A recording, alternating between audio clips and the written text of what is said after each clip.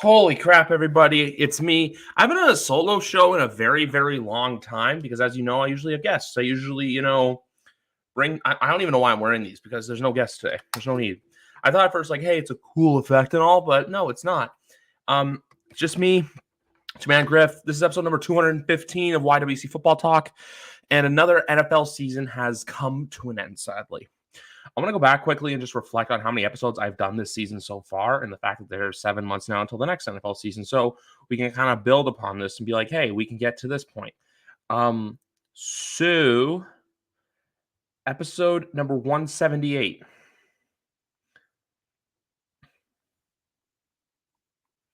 We did 37 recordings between the night before kickoff and the night after the last kickoff. Something to be thankful for, something to be proud of.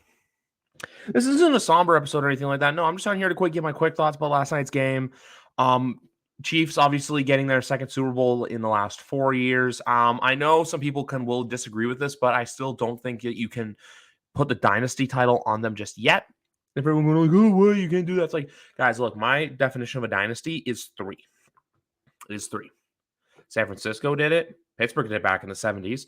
San Francisco, Dallas, and then New England did it twice. Because that's the thing to figure out. New England won 3 and 4. And then they won 3 and 15, 16, 17, 18. They won 3 and 5. Right now, Kansas City has 2 and 4. Kansas City can go 3 and 5 or maybe even 3 and 6. That's when we'll entertain the conversation.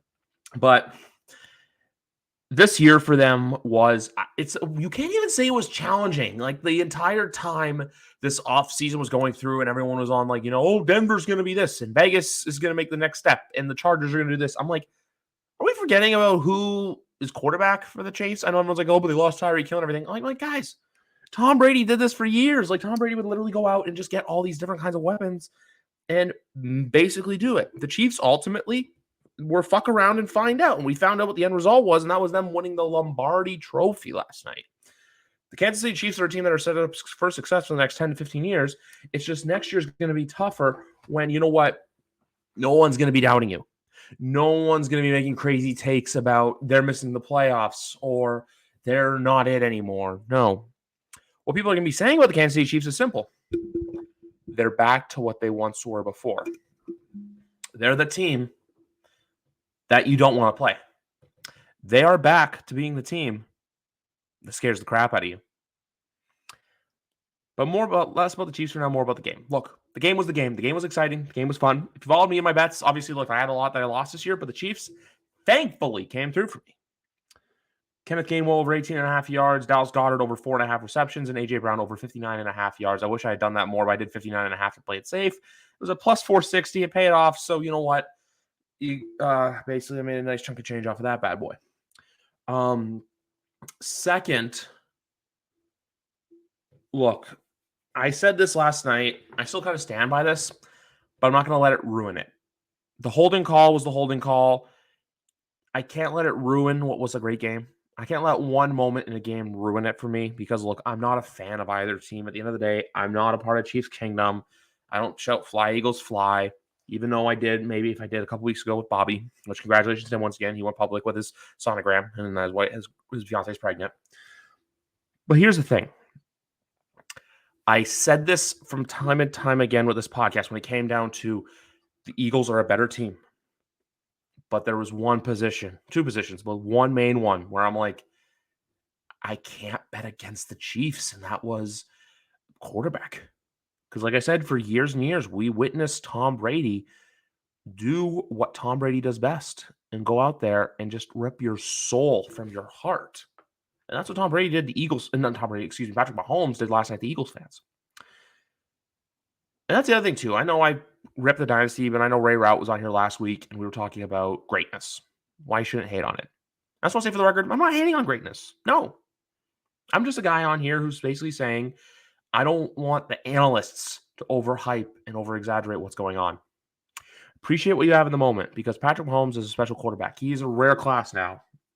He is in a rare class with 2. A lot of guys have 1. There's a hell of a lot of guys with 0. You break the threshold for 1, you're in a category above a lot of other quarterbacks that have played this game. Think about it. It's no longer chasing one. And that's the thing, too, now. It could become easier for the Chiefs.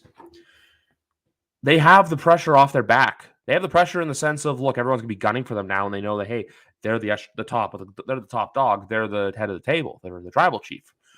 Yes, I'm making wrestling references in my football podcast. Get at me. YWC, the W stands for wrestling. But what's stopping them from winning 3? I don't know. I mean, when you look at the upper echelon of, and I know I go back to this often, but when I look at it, you look at teams like the South, there's no one threatening. The North, maybe Cincinnati, but like, man, that offensive line. I know it was injuries this time, but still, the East, I'm sorry, but Buffalo's got work to do this offseason. If you're the Buffalo Bills, you can't excuse what you let happen. If you're the Buffalo Bills, you basically have to go out there and be like, hey, no more of Mr. Nice Guy, no more of their fans being like, because if you're a Bills fan, you can't come out and go, hey, we're going to hop and skip and we're going to be in Vegas this time next year. No, you can't do that if you're the Bills Mafia. Why? Because you embarrassed yourself and nearly lost to Skylar Thompson. You then went out and got cooked by the Bengals. So when it comes down to who can dethrone the Chiefs in the AFC, it's tough. There's going to be a team next year that emerges from the rest, hopefully New England, but that no one sees coming. And we'll have to wait and see what happens there. As for the Eagles, you know what? I'm going to switch gears quickly. Hold your heads up high. Because when I look at the Eagles, I see a team with a bright future. I see a team where, sure, is there work to be done and improvements? Yeah, you got to sign some guys, maybe bring some guys in. But like when you look at this Eagles team, you're like, this is near a perfect football team. The only thing I would upgrade maybe is linebackers and just re-sign some other guys. There's going to be some guys that walk, I'm sure of it. But at the end of the day, Eagles will be flying again next year because we don't know what Dallas is going to be. Frankly, we don't know what the New York Giants are going to be. I'm not on here dissing them. Look, I still owe the Danny Dimes Love Fest episode, which is coming very soon. But I'm here to say right now, like, they're not going to have as easy of a schedule, and teams are going to know that they're one to watch for. So my Apple Watch goes to 10% battery. So fun for me. The other big thing with this all is just being mentally prepared for what's coming next for either team. Because of the Eagles, find a way to get back. That's all you can do. Find a way to get back.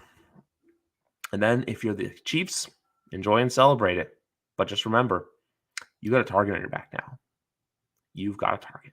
But at the end of the day, as long as 15 and 87 are there doing their things, they'll be fine. I know people like to say right now, oh, what if because Kelsey, I don't think Kelsey obviously is going to not outlast Mahomes, but we'll cross that bridge when we get there. But for now, if you're a Chiefs fan, enjoy this. Soak it in. I got to experience this 6 times in a 20-year period. Will you guys too?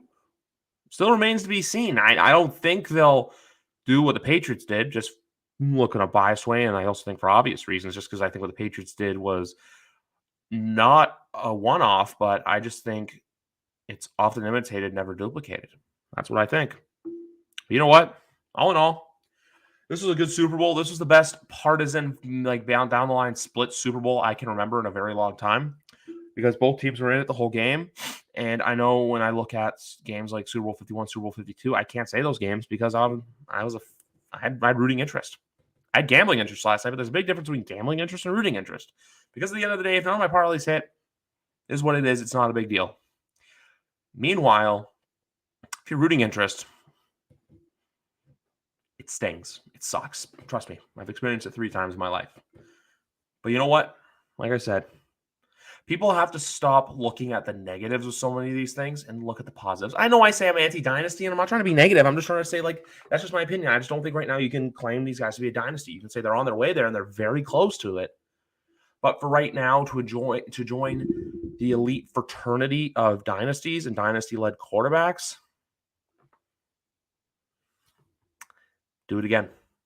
Run it back. I don't want to take up too much of your time, guys. I just want to come on here quickly and just vamp, give my quick thoughts, and just be like, hey, the game was good. Halftime show there's some songs that weren't played that could have been better. But you know what? Sucks the football season's over. It sucks. They'll wait like 200 more days for another game. September 7th in Arrowhead. I'll be there watching Chris Collinsworth just fucking, I don't know, just explode on the inside when he sees Patrick Mahomes do the littlest of things. You know what? The podcast hype train does not die down. It does not. We've got content coming. I've got content coming because if you look and you see the logo in the right here, right next to me, look. Ooh. What does that logo say? That is Crier Media. Why? Because this podcast is under the Crier Media family, and my goal is to still pump out content. There'll be 2 podcasts this week, and then from there on out, we will see. It's always going to be. Here's the plan. Here's the plan. Here is my game plan for the off season for the next 4 months.